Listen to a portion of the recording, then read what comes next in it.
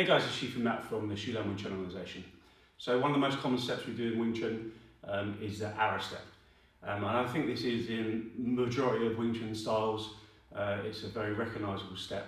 But let's in this video talk about how we do a correct arrow step, definitely for our style of Wing Chun that we study at the Shaolin Wing Chun organisation and within the Sai Wing Chun schools. So we'll look at this, and this is obviously the way we do it. I'm not saying it's right for every Wing Chun arrow step, but it certainly is effective when we use it with sparring and combine it with other footwork. So yeah, let's have a look. So we always start with a left or a right leg forward. But so you guys can see, we're going to have a left leg forward here. So the distribution of the weight is what is important here. We are not leaning forward on this leg because that would kind of defy the point of the art that we're practicing. If we have weight on the front leg here, you know, when we're not transitioning, we get swept. Our head is closer to the opponent's fists, but also what we don't want to do is then put our head and our hips back behind our leg. So this makes it really difficult for our body to hold up, and it's not a natural position.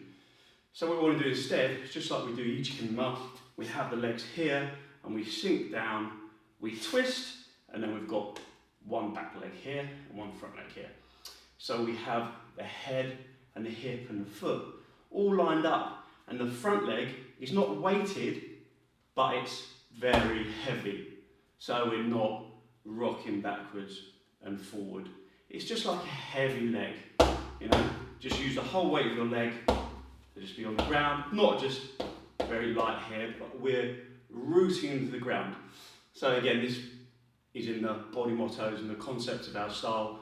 Really important that we root to the ground. That doesn't mean we grip, but it means we're heavy, we're being absorbed by the earth's energy and being dragged downwards. It's really helpful how we move as well. So here we are with one foot in front of the other, both at the same angle. Make sure our knee at the back is not twisted this way, because then we won't be able to twist our body to achieve the power that we need to in Wing Chun. That's if you're doing it correctly and you're rotating when you punch and not just punching like this, because that won't work. So here we are with the weight here, knee bent, head, hip and foot, and then the weight is not on our front leg, but it's heavy and we're not leaning forward so we get swept and have our head near the opponent's fists. So let's look at moving. So moving backwards, we're not pushing that way with the foot, but instead we're pushing downwards with a heavy leg to then step backwards, and then we go forward, we're pushing downwards with this already heavy leg engaged, and thrusting forward with a hip rotated underneath us.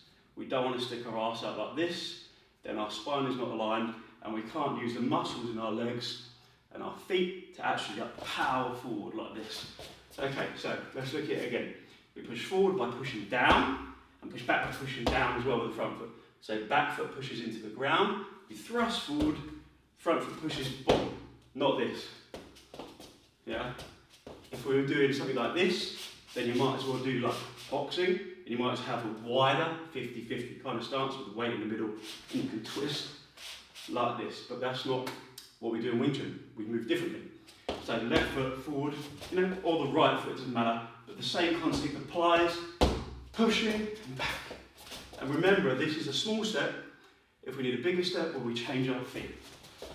So the idea of this step is to be very flexible, be very loose, be very heavy in the legs at the same time, but not be tense, because then you won't be able to move.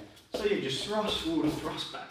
And then all the time you can see our weight is not distributing like this, but instead when we transition, we push and then swap. Yeah, so our weight is on the front foot, very briefly, but we snap the back leg in so it changes. We have to have some weight in the front leg, otherwise we won't be able to move backwards and forwards. So let's have a look again. Forward and back. See our hips are here and back. So forward with the body and back. We use our arms and our body to generate forward energy and then pushing back. And of course you can combine this by stepping, you know, stepping here and thrust it.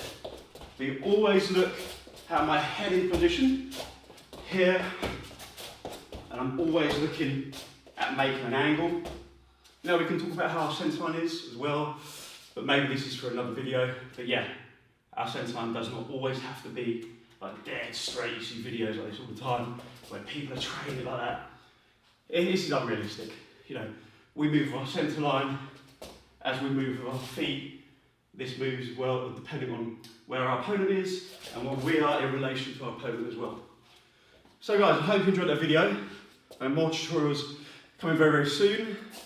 Stay tuned for them, and see you guys in the next one.